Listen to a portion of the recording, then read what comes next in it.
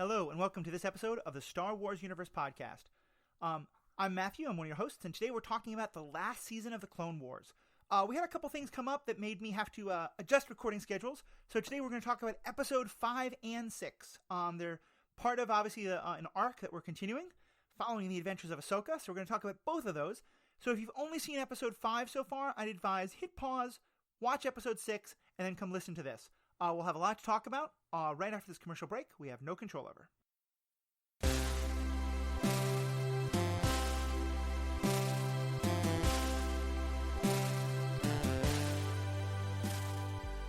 Welcome back. I'm Matthew, one of your hosts. Joining me as we do for the last season of the Clone Wars is Paul.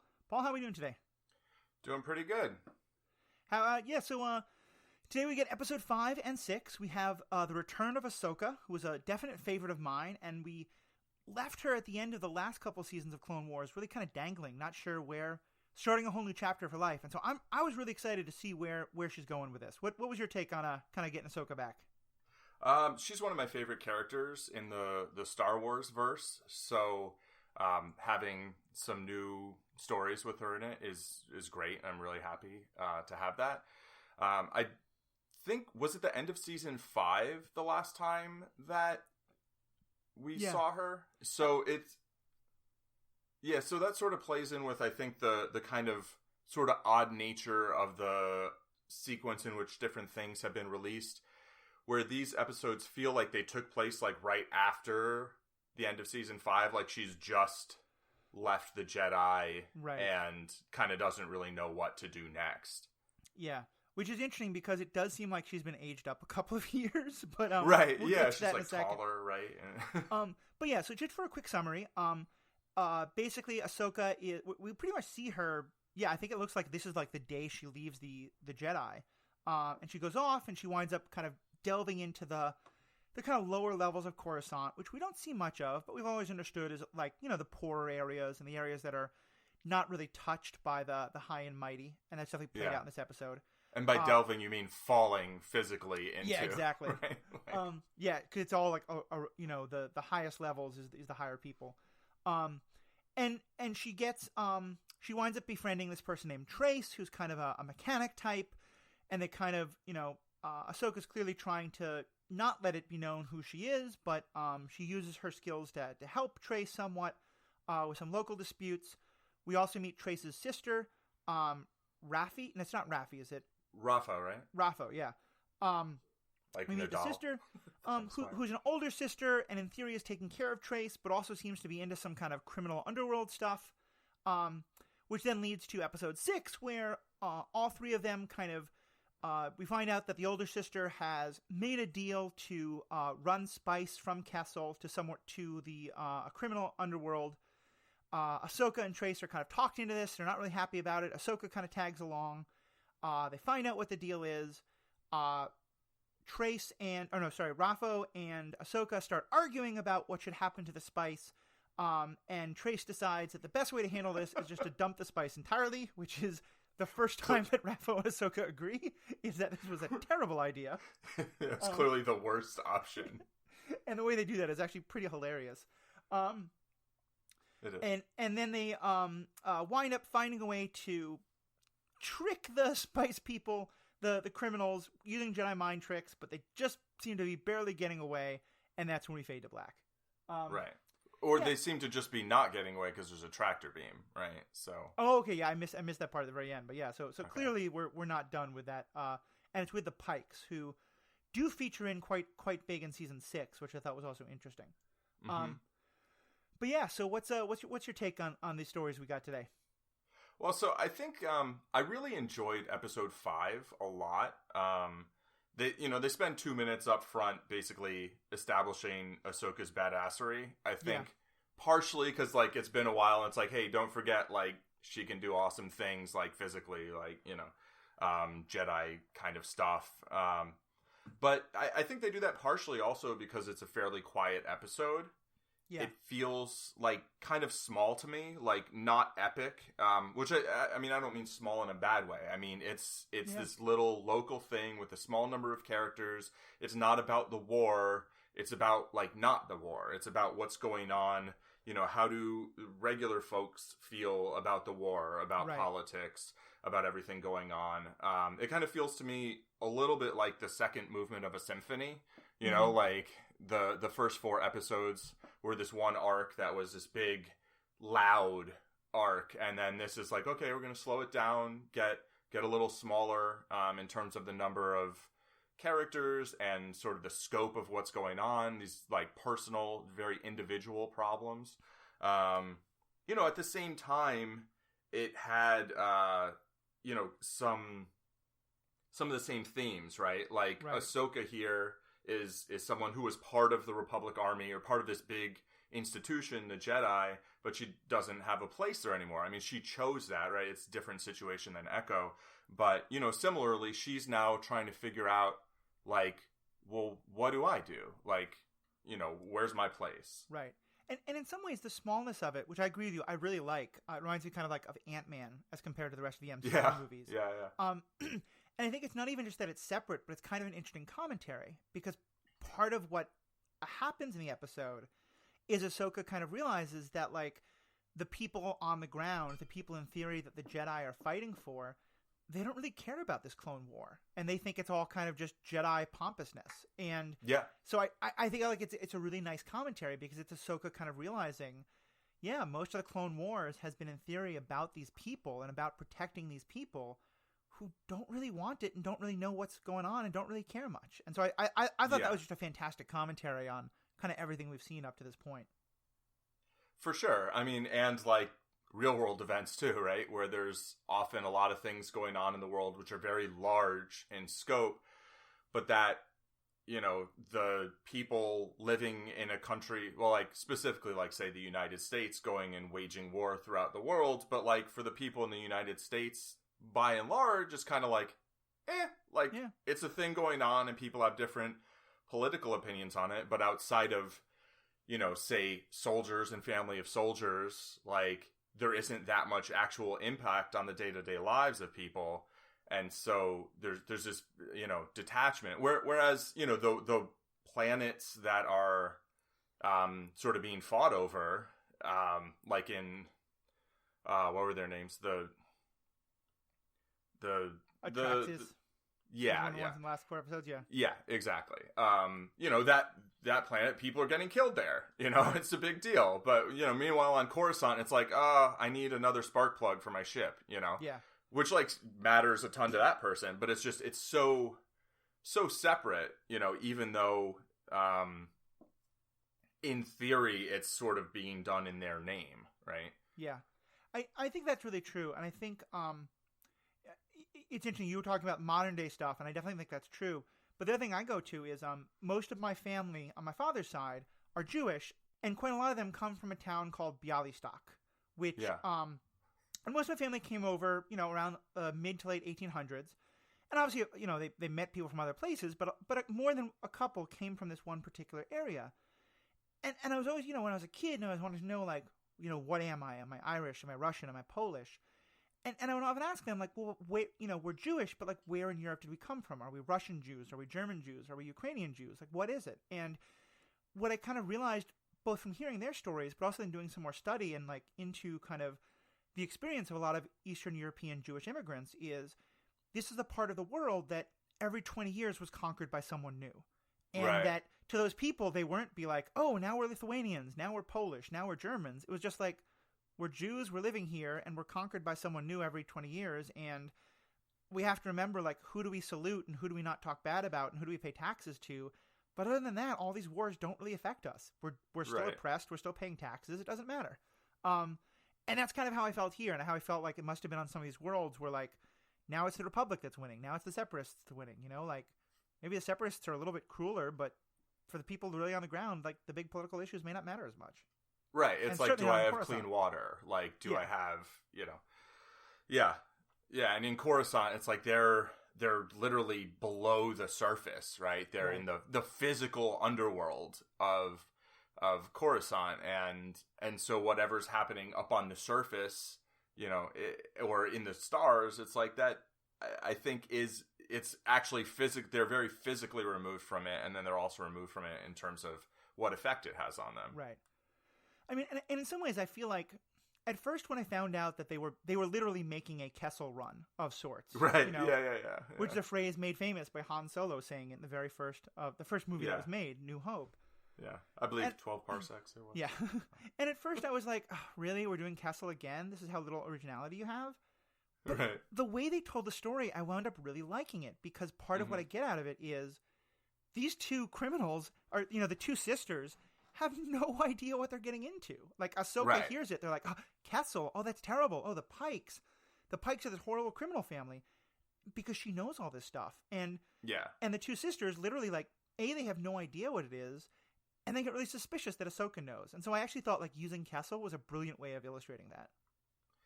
Yeah, I thought it was very effective in that way. That I guess that brings up the question, like, what do you think about Ahsoka not having any transparency about who she is? I mean, I think it's interesting. I think it's actually kind of fitting because she clearly is trying. Oh, you mean the fact that she's lying like she is? Yeah. That she's like what, you know, why is she? And you know. Well, it's interesting because at first I thought you meant the opposite because she's so bad at it. Oh, right, yeah. But you're right. That's true. It seems it's a little bit of a trope. I mean, I think we're supposed to think like she's on the run, so she's not supposed to tell people who she is. And I kind of wish they had established why she feels she needs to do that a little bit more. Yeah. Is she on the run? Did she run away, or she just left? I mean, I think my memory is that they kind of kicked her out, but then sort of were like, well, maybe we made a mistake. And she's like, no, like, if you trust me this little, I'm leaving. Yeah, that's my memory too. Yeah, and I think we're supposed to think that maybe, like, you know, a Force user who's no longer have the protection of the Jedi, that they might be vulnerable to other people. But you're right, it's not really established, and I wish it was more. Because either I think there's two ways to look at it. One of which is she has legitimate reasons to want to do this. We just haven't been told them. The one that I think would make sense is if there aren't really legitimate reasons, but Ahsoka sort of feels like there have to be, both just because she's literally never lived in this world. She grew up since a very young child as a Jedi. Mm-hmm. So it's one of those things again where I feel like we ask this a lot. I don't know how much credit I should give the writers. Right, yeah. I know. I mean, I think we'll find out in episode 3 a little bit, like it'll probably blow up and then they'll be like, oh, why didn't you tell us this, blah, blah, blah. Right. But, you know, we'll see. Episode 3, I mean episode 7, but episode 3 of this arc. I do, though, think that, like, maybe she doesn't, like, want to be defined by that. Yeah. In the eyes of everyone she meets, right? She doesn't want everyone to see her as, oh, you were a Jedi, you know? Right. And then have to get into that. Well, especially because I think, as she's seen, in a lot of places, people have this real hero worship of the Jedi. In other places, they have real bitterness to it. Yeah. And I think actually you're making a very good point that I hadn't thought of. Her whole experience has really soured her on it. I think she really doesn't want to be seen as a Jedi anymore. So it makes sense that she'd be like, no, that's not my bag. I don't want to be connected to them. Yeah, and I think on both ends, right? She doesn't want to be sort of hero worshipped for being something that she doesn't want to be anymore, or isn't anymore, like isn't a Jedi, as in not part of the Order. And then she also doesn't want to be vilified for an organization that she decided to leave. Yeah. Like, and so all of that seems very reasonable. And, you know, I think we saw, like in the Clone Wars series, we've seen a fair number of non-Jedi, non-Sith Force users, right? But in the rest, in general, in the Star Wars universe, there's not a lot of room for them. I mean, like in terms of the eyes of the public within the universe, right? And I think even there, haven't most of them been Dark Jedi to some extent or another, or the most Grey Jedi? Like, I don't think we've seen any. The only people who I know of, who I can remember, who used to be Jedi but have left, are Sifo Dyas and Count Dooku, both of whom become Sith. Wasn't there some guy who was kind of like a hippie Jedi who wasn't a Jedi? He was just like a Force user? That may be right. Like, I mean, certainly we've had some who weren't necessarily Dark Jedi. Yeah. But I don't think any who actually went through Jedi training and left the Jedi. Right. Yeah. No, I just mean like Force sensitive. I mean, like there's the the witches or whatever, and obviously they're right. I mean, they're using the Force, right? They're not using like magic. Is that a separate thing, or that's? I think they're supposed to be meant to be using both. Okay. And that's kind of explored a little bit in season 6. Yeah. It brings up for me though what I think is my biggest frustration with this so far, and I'm hoping it changes, but the more it goes on, the more I'm thinking it's not, which is at the end of season 5, when Ahsoka is really kind of disillusioned with the Jedi and is leaving. If I remember, one of her last scenes is her meeting up with Ventress, who has gone through sort of a similar journey with the Sith. And, like, I have, ever since I watched that years ago, thought that the Star Wars show I most want to see is the Ahsoka Ventress buddy cop show, you know, where the two of them are, like, you know, heroes for hire and kind of going off and constantly having this balance between the two of them as they've each kind of walked away from the two extremes and trying to find the middle. We're not seeing Ventress at all. Have you been kind of thinking about wanting to see more Ventress in this, or wondering if Ventress is going to show up? Yeah, I've definitely been curious, sort of what, you know, where she goes after that. And I think, given that her and Ahsoka are on kind of mirrored paths, I think their interactions would be very interesting, and, you know, a sort of team up in whatever sort of circumstances would be very interesting. Yeah, I think it'd be fun to see. But yeah, I have to, going back to your original question, yeah, I have to imagine that in the next episode or the one after it, what she does is they're gonna start to figure out. I mean, just if nothing else, the two sisters certainly seem very suspicious, and the Pikes seem like an interesting choice, because the Pikes actually feature fairly prominently in season 6, in that the Pikes are the ones who were holding I forget the exact details, but basically, like, Sifo Dyas and a person who was working directly for the Chancellor, who both of whom were revealed to be Sith, if not Sith enthusiasts, I think maybe could be the best way to describe it. Right. But, like, the Pikes certainly knew that, and the Pikes had been working with Darth Sidious and then broke away from him during all that. Now, all of that happens, if the chronology makes sense, after what we're seeing now. But I should say them breaking away from Sidious does, but certainly they worked with Sidious with the clone issue years before. So I'm wondering how, like, certainly the Pikes know quite a lot about the Jedi and Jedi powers. So I imagine that's going to play a role somewhere in this. Yeah, I mean, whether they figure out that, you know, she used her Jedi mind trick on the one guy, and also just, like, as the stakes escalate, as they get in, you know, are in, you know, mortal danger, perhaps, like, it'll be like, well, are you going to use your powers to get out of this? Or are you just going to be like, yeah, you can go ahead and kill us or whatever? Yeah, I definitely think that's going to play a part of it. I am guessing, I'm going to make this prediction now, that to some extent Ahsoka is going to find out more about the clone issue. Like, and that there's going to be some degree of, like, does she go back to the Jedi? Does she tell them what she's learned? Like, because it just... And granted, this is because I just watched those episodes of season 6 right before we started this watch of season 7. They were such a prominent part of it that it seems like, to make it just a coincidence that that's where Ahsoka goes seems a little weird to me. Right. Yeah. I mean, I think that would be interesting if they, you know, circle back into that, and then it would make it feel like, you know, this arc is more part of kind of trying to tie up the Clone Wars series and set up, you know, Revenge of the Sith a little bit more, more neatly, you know, as opposed to, like, here. I mean, I'm perfectly happy to have a story that's just like, you know, Ahsoka and pals, right? And, like, I'd watch a season of that, or a series, but it does make some sense to have everything kind of, like, pull back in a way, you know. And I mean, in episode 6, they have that one scene with Anakin, right? Where, like, I think he knows that Ahsoka's on the ship, you know, or he thinks, you know, I mean, he senses, and he's like, you know, no, go ahead, you know, let her go. Which to me is also, like, it raises the question. So, like, I've always thought, like, well, in Revenge of the Sith, they go around and they start trying to kill all the Jedi. Like, what happens to Ahsoka? Like, does Anakin kind of have a similar moment, or a similar sort of, like, in his mind somewhere is like, yeah, you know, just, like, let her go. Like, like, I don't think he goes around, like, trying to track her down. Right. But, like, so to me, that's sort of, like, almost like maybe a nod to that, as, like, that might be what then happens further down the line. That's actually a really good point. And especially because, like, you know, Ahsoka is not a Jedi. And so if Sidious has commanded Anakin to, like, kill all the Jedi, I can see him saying, like, Ahsoka isn't one. And right, the Sith exactly. don't want to recruit more Force users to their side because the rule of 2. So it sort of puts people like Ventress and, I that would be a really interesting...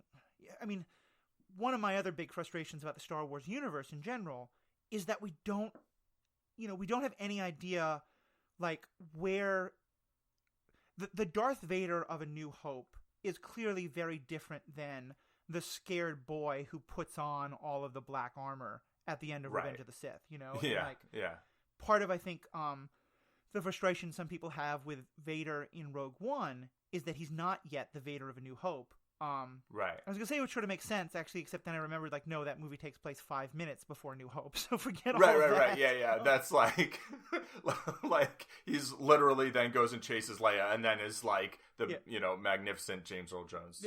No, what I was thinking there, I got confused. I've been recently reading a couple of books about Tarkin and Tarkin's sort of growth, and one of them is set entirely in the period, like, maybe 2 to 3 years after Palpatine has become the Emperor, and it's sort of like 2 or 3 years, and there clearly Vader is still sort of finding who he is, and one of the things that's most interesting is Tarkin basically figures out that Vader used to be Anakin, and is like, nope, not gonna say that. That seems like a really bad idea. He's like, oh, I'll just keep that to myself. Yeah. So it's a really interesting set of stories there. But yeah, that's another great question. Is like, why does Ahsoka not get hunted down? And I know that Ahsoka also appears in Star Wars Rebels. Spoiler alert. Yeah. Oh, okay. Well, yeah. It's well. Yeah. That's a fairly well known show, and I mean certainly we know that, like, we know she's still alive because it's been widely announced that she appears in Mandalorian. That was the one I was going to say spoiler alert for, but. Yeah. But yeah. So we know that she shows up later. So it's like, why does she show up later? How does she survive? Right. Maybe not being a Jedi saves her, right? Yeah. Like, maybe she left at just the right time. Yeah, I mean, I don't think we've Then again, maybe Anakin doesn't become Vader if Ahsoka's still around, Yeah. I mean, at the end of season 5, I very much felt that was a big step for him towards, like, basically losing that attachment, that responsibility. Yeah. And, which isn't to blame her at all. Right. She makes the decision that seems reasonable given who the Jedi basically kind of reveal themselves to be, and reasonable for her. But, everything has consequences. And I do think she was a good influence on him, and more so, like, their relationship, I think, was a good influence to an extent on both of them. I mean, it kind of, she didn't follow the regular, like, Jedi path exactly, because he was always kind of disobeying orders and, following his own path, forging his own path. But I think she feels maybe more free to do that, seeing, her, Jedi Master or whatever, basically doing that himself. And so I think she may have already, like, had a tendency that way. Maybe that's sort of how they ended up being, how she ended up being his Padawan anyway. But, but I think that her, choosing her own path, in the end, maybe things go the way they do, partially because of that. Yeah, I mean, I think that's a really good point, especially because, like I said, I'm rewatching the original Clone Wars series. I'm into season 2 now. And one of the things I think that you see a lot is, there are some legitimate concerns with the Jedi, and Anakin is pointing them out. And to some extent, like, there's a lot of times where Anakin fights with a Jedi, and you kind of think Anakin is right. And so in that way, Anakin is instilling a lot of that in Ahsoka, in I think some good ways. Mm-hmm. But I think you're right. Ahsoka is kind of a counterbalance to Anakin, both because she reins him in sometimes, but also, and I think this is one of the most brilliant parts of the original Clone Wars, there are times where Ahsoka's like, oh, okay, well, Anakin does this, so I should do it too. And, like, Anakin can't see the problem in himself, but when he sees Ahsoka step over the line, he's kind of like, oh, yeah, she's learning bad things because I'm doing bad. And that's kind of, I think, what kind of makes it take 5 or 6 or 7 seasons for him to become Darth Vader, is that he's still, like, he does have those moments, and especially it's with Ahsoka, he sees, like, oh, yeah, we're falling a little bit too far. Right. Yeah, and it's an extent to which he can see himself outside of himself by being reflected in someone else. Yeah. Yeah. I hope we're going to get... it's weird. Bringing Ahsoka back makes me so happy. I think it's the best thing that's happened in the show so far. But it also just makes me nervous because there's so many loose ends with Ahsoka that I want them to tie up at least a couple of them. Right. And they definitely won't tie up all of them, I think. Right. I think it's true. But I think if they give us at least a little more of what's the resolution between Ahsoka and Anakin, and what's the resolution between Ahsoka and the Jedi? Because, right. In some ways I feel like a story where a person leaves a group, that's not really the end, because they always, I think, have to have a moment where they're tempted to go back. And I could see there being a moment where Ahsoka is like, okay, I have this information about the clones, I bring it to the Jedi, and the Jedi are like, okay, cool, come back. And that to me would be when the moment when she really says, like, no, I need to stay away. That's like the consolidation of the decision she made. Exactly. The like reinforcement. Yeah, exactly. So let's talk about some of the other characters, especially the sisters. And I think part of why we decided to do these 2 episodes together is that we're really just reestablishing characters, and so to some extent, not that much happens. And in episode 2, it's just like kind of this happens, this happens, this happens. So there's not that much of a story. There's not much to sink our teeth into, but there's certainly some. What's your kind of take on the sisters and the story we're hearing about them? I like the sisters. I think I like Trace, right? I think she's an interesting character who fits well with Ahsoka and their interactions. I think Rafa's feels like she could be close to being kind of a sort of the generic kind of like get the other character in trouble kind of character. But I do feel like she's like the things that she's doing aren't like particularly great necessarily, and they can be dangerous. But I do think she actually is legitimately looking out for her sister, right? Like, I think in her mind, she's doing what's best for her family. And I mean, we don't know what happened before. I mean, we don't see their parents anywhere. We don't really see any other friends that they have. So whatever happened, however they got to this point, it seems like they've been together, the 2 of them, for a long time, basically. The older sister looking out for the younger sister, but kind of like using her to get things done. Right. Which, I think is kind of a nice, complex relationship. And in a weird way, I mean, both with the older sister sometimes manipulating the younger sister, and the younger sister being a little bit more of like the moral center and kind of being like, should we really do this? There's a little bit of an Anakin Ahsoka mirror there, which I think is kind of for fun. Sure.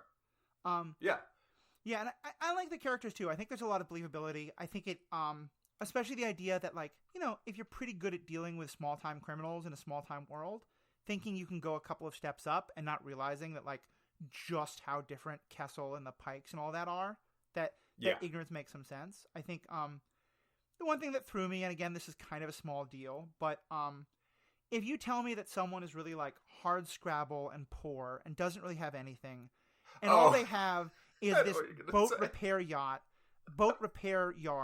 where somehow they've managed to put together a yacht that can haul cargo across major oceans, but they're just hard scrabble. I'm sort of like, you seem more like middle class to me, maybe. But like, right. I get what they're going for, and I get that they wanted them to be able to have an interstellar ship to do that, and maybe part of the point is that in this world, having an interstellar ship is that dirt cheap, although then it kind of makes why it's so hard for Luke to get one at the start of New Hope make not much sense, but like... Well, but there's different planets. There's Coruscant. Coruscant poor isn't the same as Tatooine poor. That's definitely true. That's definitely true. Also, there's some intervening time. Yeah.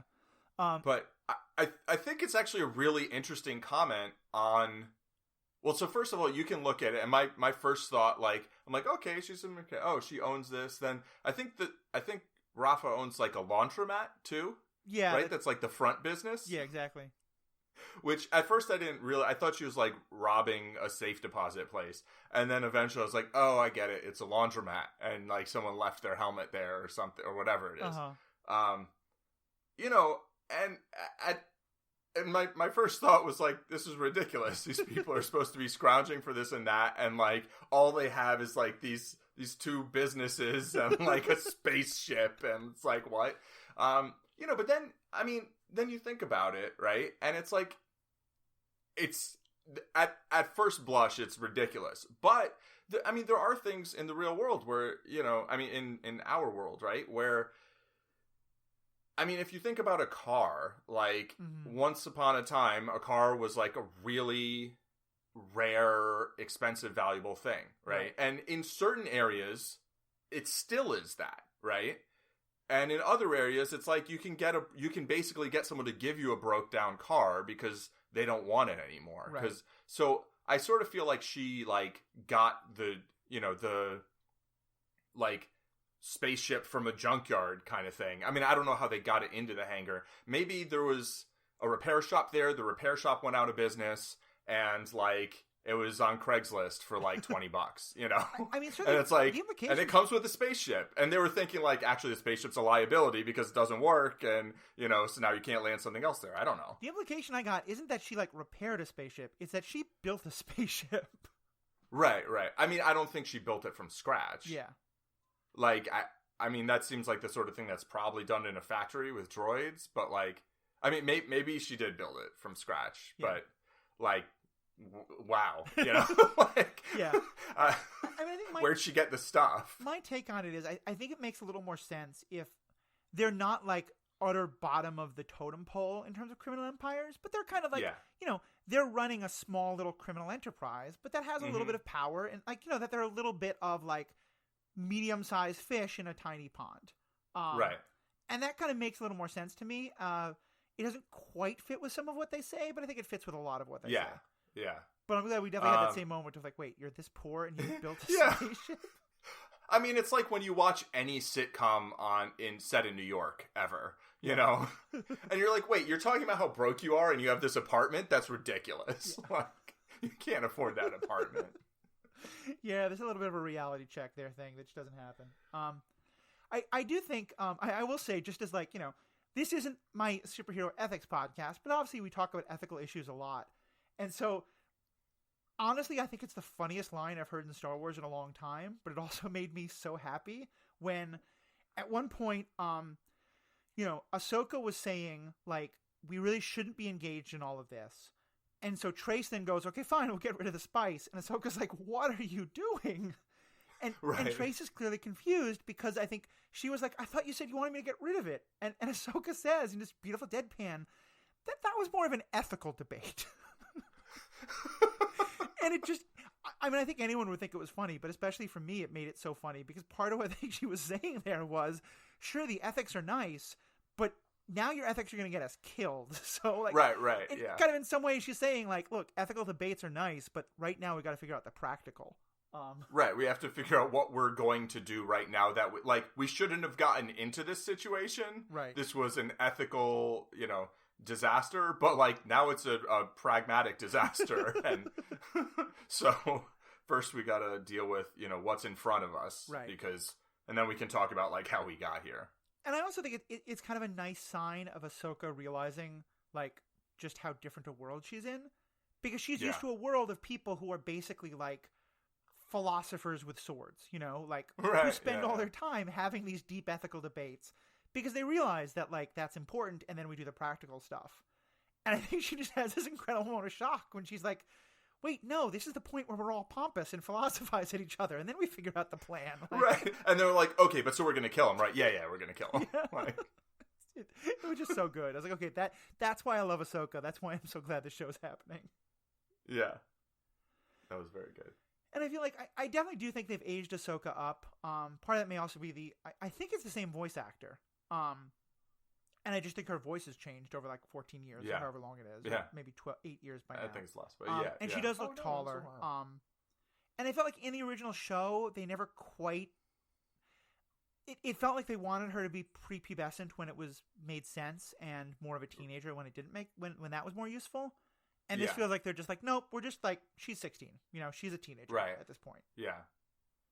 Well, so, I actually think, like, she feels even more like 20-ish to me. I think it's really possible. But, like, you know, and I mean, time does pass throughout the series, right? So she should seem older now than she did at the beginning of the series. She probably shouldn't seem older than she did at the end of the last time we saw her, since it seems like she basically just drove her speeder west and then fell down a hole. Right. Like, I mean, I think canonically we're told that the Clone Wars lasted 3 years.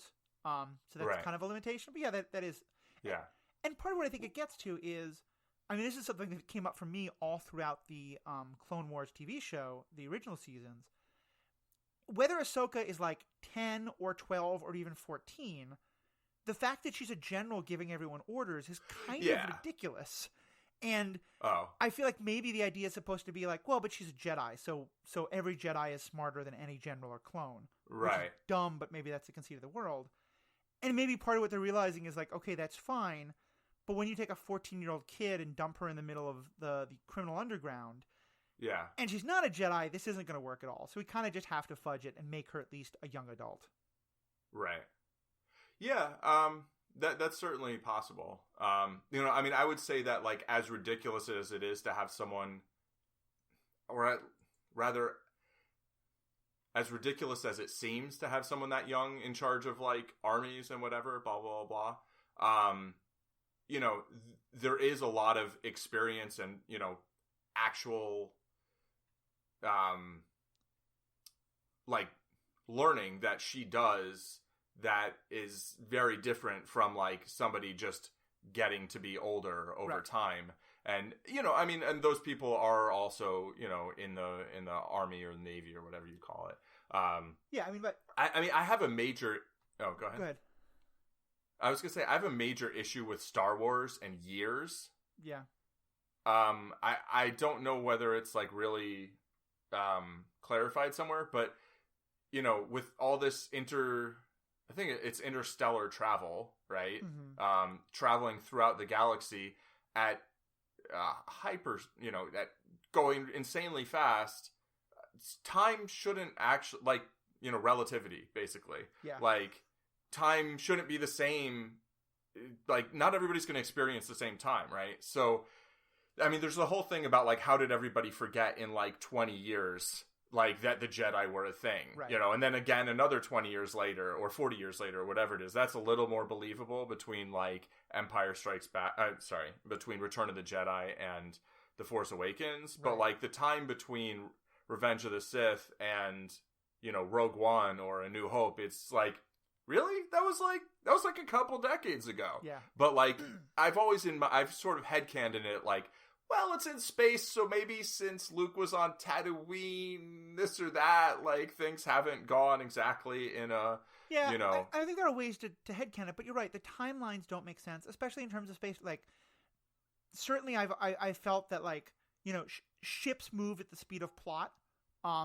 Definitely, because, like, there are times when, like, it takes forever to get anywhere, but then, like, you know, there are times in Rogue One where people can, like, radio back to Yavin 4 and have X-Wings show up, like, on a completely different planet 10 minutes later. Yeah, And I think certainly that happens in a lot of the movies, so yeah, I think that it definitely feels like at some point in time, the writers of all this said, you know what, that's a level of reality that we're not going to worry about, and you're just going to have to trust us. And it's annoying, and I wish there was some more consistency, but I get that that's what they have to do to tell the story, and that's why this isn't science fiction. This is space fantasy, you know, like, right. It's a space opera. But you're right. It's definitely it's annoying to me that if you try to dig down into it, it's hard to figure it all out. And I wish that there was a little bit more consistency in terms of where do things fall chronologically. Yeah, I agree. But, you know, I think we just kind of have to just be like, okay, you know, like, we'll just let that one just, you know, have an idea of what happens in what sequence, but that, like, the actual time periods involved are just going to be kind of hand-wavy, and we just have to kind of accept that. Mm-hmm. Yeah, I think that's definitely a good idea. Yeah, so I think, obviously, we've got a lot set up for the next episode. Is there anything more on these two that you wanted to talk about? Yeah, I just wanted to mention what was actually my favorite scene was, I mean, like, almost nothing happens in it. Like, Ahsoka's fixing her bike, and then Trace says something, and Ahsoka's like, I don't even know why I'm here, basically. Mm-hmm. And then she kind of, you know, walks off, and she goes and stands on the landing platform, and there's kind of like a little bit of a surge of, like, the Force music, while she's just standing there at the edge watching a ship go up.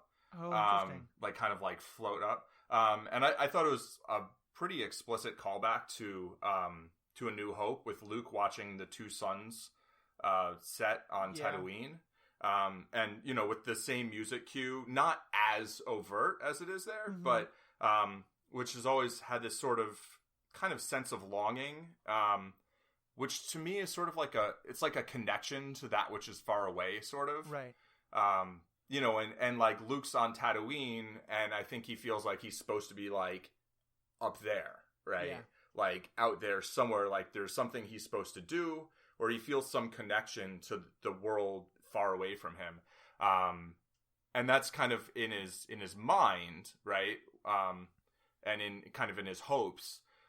Whereas with Ahsoka, that's maybe more in her memories, because that's where she was. That's where she spent her whole life. And so now she's like down here and maybe feeling like, well, like I think she maybe feels like she doesn't belong, you know, down where she is, but also she still has this attachment to that which is beyond and that which where she isn't anymore. And I think still has a feeling of wanting to go there.